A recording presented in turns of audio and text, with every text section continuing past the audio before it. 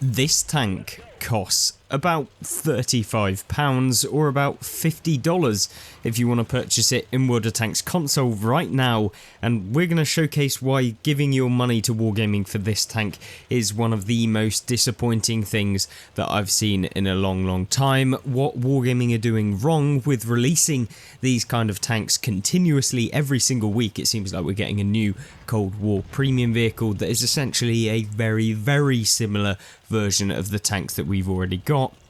What that does to the player base, thinking, hang on a minute, they basically released the same tank last week but was a better version, so why would I ever spend money on this week's version of the tank? And yeah, we're talking about the Type 80 in today's video, and this is a tank that Wargaming released last week, or this current week as of the recording of this video, and it's essentially a tank that basically doesn't really have anything too special. It's a bang average tank. It doesn't feature any real novel aspect. It is a tank that doesn't have armor, its DPM isn't outrageously good, and so when you're coming up against tanks like the FE 4211, which is basically the best tank in the era 2 of Cold War, then it's basically no competition whatsoever. And I guess today's video is not only talking about this tank in particular, but the way in which Wargaming are releasing these expensive premium tanks that seem to come every single week. And when they release a brand new premium, they're going to charge them at about 14,000 gold per premium tank that you can own. And yes, these tanks make a lot of silver if you manage to have a good game, but when you are basically faced with the fact that these tanks can be very mediocre when you're placing them up against some of the other tanks, then yeah, it can be very disappointing. And that is definitely the feature of today's video. Am I saying that these tanks are terrible in every single regard and that you cannot have good games playing in these tanks? Well, no, that's not the point though of today's video. We're not trying to showcase that these tanks are the most horrendous tanks and that you will never ever be able to have a good game, because, you know, the best players will make them work. However, what I'm trying to showcase is that you as a player maybe who, I don't know, hasn't played 140,000 battles like we've seen some people in recent times, or maybe you are one of those players but you just want a tank that is going to be super overpowered and so you can have the best results, then spending £30 for the displeasure slash not very much of a pleasure of playing something like this is really not where it's at. And I don't like the fact that these pricings are so much. Luckily we're not as bad as World of Tanks PC, because apparently spending $50 or £50 or like $70 on one tank is completely fine on PC, but console, does it need to follow the same path? No. And luckily with the bundles that we get each week, it kind of makes it less of an issue, but the fact is you can purchase like 3 tanks for the price of this one, and so you have to make it worth it for people, and that is unfortunately not what happened with this tank. You can see that we've taken a couple of hits within this game. You have to play it so passively, and you have to play in a very kind of niche playstyle which probably doesn't suit the majority of players. Key thing about the tank though is, I guess, its speed. Yes, you can go like 70 kilometers an hour, which makes it one of the faster medium tanks within the game in Cold War, but it's still not really got anything else. Yes, you may be able to like zoom around the battlefield, but if you're not really dealing any real damage and you haven't got any armor when you actually do take a hit, and often because of the accuracy in Cold War, a lot of tanks are going to be able to hit you anyway, making it almost completely pointless, then yeah, there is no reason why I would ever suggest spending money on this tank. But these couple of replays that are going to be showcased within today is really part of the wider issue of these premium tanks, and how Wargaming have to balance it so well with premium tanks is that they aren't just releasing super overpowered ones, whilst also kind of making sure that the ones that they are releasing aren't just dreadful, because they're never going to sell them, and if you purchase them for like a ridiculous price, you are not going to be enjoying it when you realise that the tank that you just spent £30 on is terrible and you want your money back, but Wargaming don't offer refunds because, yep, typical, and I guess that is the core issue of the game. I guess what I would have liked to see Wargaming do is maybe give a rental system where you can try out the tank for like 2 games or 3 games or something like that. That could be interesting, but that's a topic for another day, and hopefully Wargaming will do that at some point. Is it guaranteed? No, but then it's Wargaming, nothing's guaranteed, even a good game.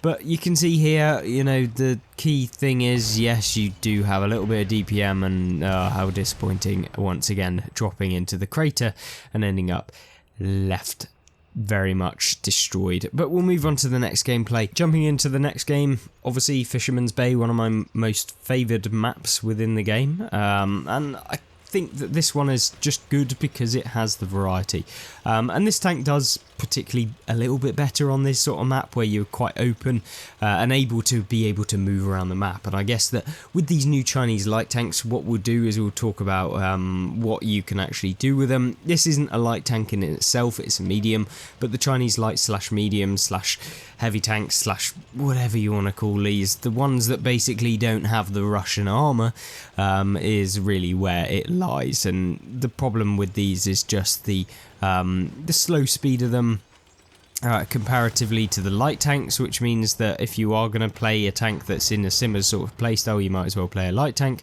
whilst also having absolutely no armour, because even when side scraping with these tanks, you're getting penned through the side, so utterly pointless once again. So there's nothing special about these tanks, which is the key crux of the issue. And what I want to focus on in this replay in particular is that, albeit you can have good games, the key issue for me with regards to the actual gameplay in Cold War is that they've released a lot of overpowered premiums. We've talked about the Armadillo, we've talked about things like the FV4211, which is just a heavy tank that plays much like a medium tank and also has the armour of an actual heavy tank, which means that you can actually bounce rounds in that tank. And so there is a very horrible state of play now with regards to playing anything other than those basic 2 aspects of the game. So I think that's really where Wargaming went very wrong, and where it kind of actually bit them on the back, because yes, people bought your season pass, yes, people purchased all of these various different aspects and tanks that were kind of released, but now it makes it almost pointless in actually spending any more money purchasing these tanks. And I think that that's something I've really found a little bit difficult with this sort of game mode, and with this sort of these sort of tanks where they're asking you to spend £30, yet they're not particularly any real special kind of tank, and so I don't get why you'd ever spend them. Luckily, I don't actually have to purchase these tanks because they are free on Wargaming, at least for me to review, which is probably why you see them come up every single time a new tank gets released, and I would never recommend purchasing this tank in any regard. So that's the closing kind of summary of the tank, or quick summary of this tank. I wouldn't recommend it. I wouldn't spend that amount of money on this tank, let alone any other real tank. I mean, this one in particular, definitely wouldn't want to be spending some money on this one. But regardless of what I'd spend my money on, I kind of guess I want to see what your reactions to these sort of premium tanks. How are you actually feeling with the rate at which Wargaming are releasing these? Do you think that they're kind of focusing way too much on the Cold War? Because I get that it's the new game mode, I get that it has a lot of opportunity to expand and create new premiums, but releasing very, very similar premium tanks every single week for weeks and weeks and weeks and weeks. I think for like the last 3 weeks we've had a new premium tank every week, which I'm not going to argue is kind of cool to see new tanks coming into the game, but when they are very much the same tank essentially, and when they play exactly the same, and when they're particularly not that great in the first place, then I don't really want to see them all of the time, and that's the real kind of issue I've found.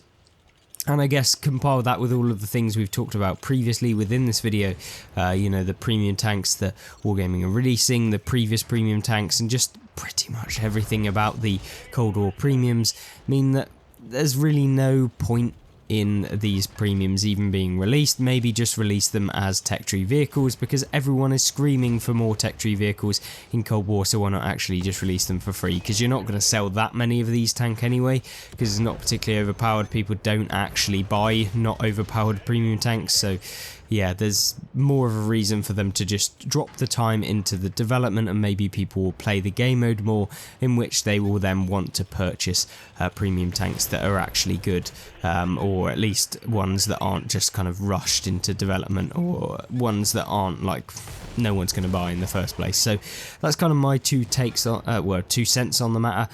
Thought it would be good to kind of get that opinion out there. I don't know whether that's a good conversation to start on YouTube. I don't know whether people are just going to be mad that, you know, I'm saying that these new premiums are bad and that you shouldn't be playing them or paying Wargaming £30 for them. But yeah, I guess hopefully you guys give me a good actual kind of interpretation of what you think, because as much as I want to be like, yeah, these premium tanks and Wargaming selling them continuously is so bad and the blah blah blah blah blah, it is beneficial to anyone that plays Cold War, because, you know, it's more content for you to play. Unfortunately, it is paid content, and so yeah, that's the real issue I think that I have, is that there's not enough non-paid content where you have to spend £30 every single time they release something. And yeah, it is, they do have to make money, but that's not an excuse for them to just continually rinse your bank account for tanks that are pretty much mediocre, and you'd be better off playing actual tech tree vehicles than it cost you anything. But there we go. Hopefully this video gives a little bit of a summary as to the tank with the gameplay in the background, and also just a good, I guess it's a ranty video on what I think of Cold War premiums and the kind of premium strategy and content development that Wargaming are going with in these last couple of weeks. If you enjoyed this content, don't forget to check out some of the other content that we've done on the channel, gameplay wise, etc., that I'm sure many of you have already looked at previously. So just giving them a shout. There's gameplay and tank reviews, we've got update news and all sorts of information that you can take away with you and see whether it will help you on Modern Tanks. If it does, make sure to subscribe, and I hope that you'll join me in one of those videos coming soon. Goodbye.